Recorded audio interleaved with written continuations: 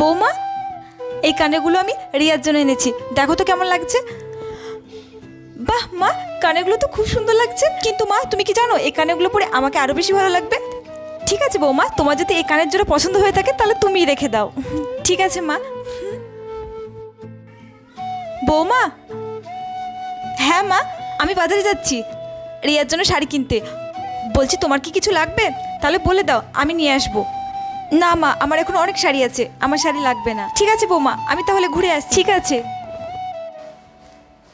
বৌমা। মা, তুমি চলে আসলে বাজার থেকে?